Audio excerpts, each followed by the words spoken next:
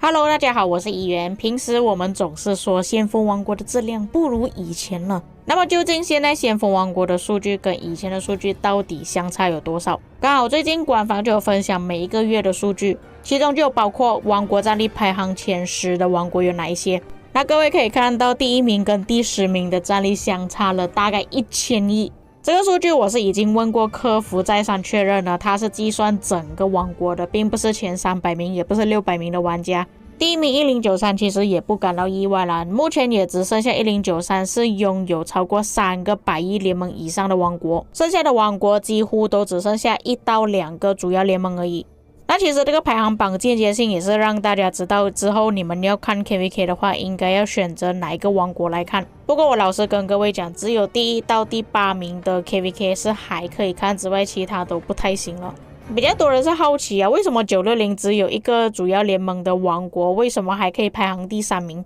因为这个列表是计算整个王国的，或许960只有一个主要联盟，但是里面的玩家是真的很多。像之前跳出分线报名的时候，960的活跃玩家拥有3000多个，多数可能都是一些小号啊负责去采集的，但是拥有战力，变成全部加起来的总数就排行在第3名了。反而2489是让我感到比较意外的，我没有想到他们的战力可以排到这么前面。那么这个数据是在上一个月，也就是3月31号的。那我们看一下1年前的数据，各位你们就可以看到对比了，左手边是1年前，右手边是1年之后。原本在第1名的1365变成第2名，然后93的人数越来越多，他们战力也是越来越高，变成第1名，直接提升了300亿的战力。原本我是想着说可能是365他们已经开始解散的关系，所以战力变成比较少，让93可以上位，没有想到是93他们自己升了战力，超越了365变成第1名，提升了300亿战力啊！你们可以自己想象一下他们到底招募了多少的玩家进来。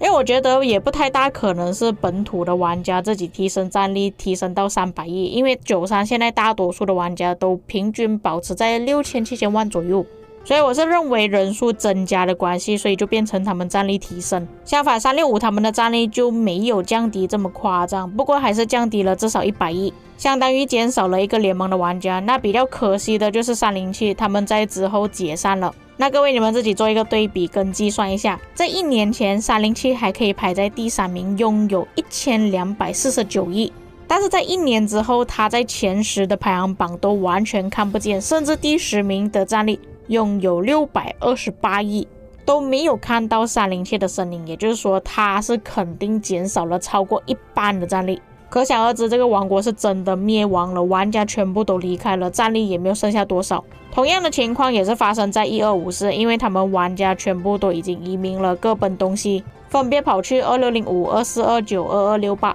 在1年前这个时候呢，1254是还没有解散的，是在这个数据出现之后，大概下一次 KVK 他们遇到365才解散了，所以这个数据也算是他们战力算比较顶峰的时候吧。当这2个先锋王国都已经不见的时候，就变成960已经上位了，变成第3名。那其实960这边的战力也没有提升到太夸张，大概提升了一个90亿左右，只是93的1/3而已。不过老实说，其实最近这2个月960流失的玩家还蛮多的，我是觉得战力是降低啊，没有想到反而是提升了。那我分享的这2个数据，1年前跟1年后刚好都是在这个时间960的 KVK 结束了。去年3月的目标是1365，今年的3月是打1093。在1年前第6名的王国就是1671，在前阵子我就讲过他们王国也是解散了，所以也是不在这个排行榜上面，战力也是掉了不少。再来1945这个王国其实在先锋王国不算特别出名吧，而且他在先锋的时间其实还蛮短暂的，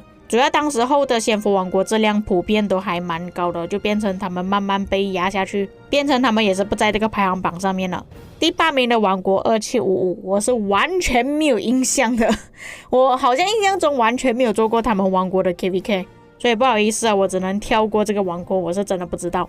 下一个第9名1846，这个时候的1846不算是他们巅峰时期，他们巅峰时期总共有2000多个玩家在 DC， 当时候他们也算是半解散状态吧，在等着新的玩家进去。不过其实1846也算是很厉害了，他们一直撑到现在还在活跃中，只是比较可惜的就是他们之前的王国拉古呢已经退休了。其实如果拉古呢还在的话，我觉得1846有可能可以重回巅峰。不过其实在现在这个负责人接手之前呢，拉古呢都已经退休了一段时间，所以才会看到1846最近的表现好像都不太行的样子。比较起1年之后的数据，大概是流失了70亿的战力，差距不算是很大，不过也算是流失了大概半个联盟的玩家。最后1875其实还在榜上面，但是他们的战力其实没有相差多少，可以说他们是保持着自己的战力。不过你们也看到了，因为整体王国的战力都下降的关系，就变成原本他们在第10名的，在1年之后变成第5名。1年前跟1年之后的第10名差距大概是200亿左右。不过在1年前1002这种比较农夫的先锋王国还不至于排进排行榜里面，但是你们看现在1年之后，这样的王国都可以排入排行榜里面了，你们自己想一下，现在的先锋王国质量到底有多么糟糕。并且在1年前这10个先锋王国的 KVK 都还算是精彩，都不错看了。那时候的先锋王国还算是比较厉害一点，遇到一些比较强的对手都愿意去打。现在的先锋王国要么就是在最后一刻选择别的地图去报名，不要跟你打架，否则就是匹配成功之后2个比较强的先锋王国合作，不然就是外交搞得特别烂，甚至不打 KVK， 最后就是看到对手太强直接摆烂，选择不打，或者是不要出来野战之类的，真的是跟以前的 KVK 相比之下差太多了。也不知道到底是从什么时候开始，渐渐就比较流行现在的玩法，从而导致现在玩家对 KVK 都不感兴趣了，甚至比起先锋王国，反而 AB 族王国打得还更好，至少他们是肯出来打的。所以各位你们自己看啊，现在先锋王国的质量都变成这样子，你们认为还需要保留这24个先锋王国吗？之前的先锋王国大多数灭亡的问题就是没有办法再降低战力了，你们自己可以看一下对比，除非是王国真的是灭亡的情况下才有可能掉出前10，再加上现在先锋王国的战力平均都是一直往下掉，原本在最前面的王国是更加难下先锋了。不过当然的，这个列表是根据整个王国的玩家战力做计算的，不是根据前300名玩家的战力做计算，所以在这个列表上的王国战力呢，也不算是先锋王国的排行榜。要比较先锋王国的战力，还是要看另外一个列表前300名的玩家做计算，然后你们再拿这2个列表来做对比。像1093，你们不要只是看先锋王国的战力排行榜，他们拥有272亿的战力，但如果他是动用了整个王国的战力，大概拥有1657亿的。反而比较危险的是下面的王国，就比方说2377，看起来好像是可以跟93对抗，265亿跟272亿好像差不多啊，可以打得过啊，再加多一个王国可能可以打得过了。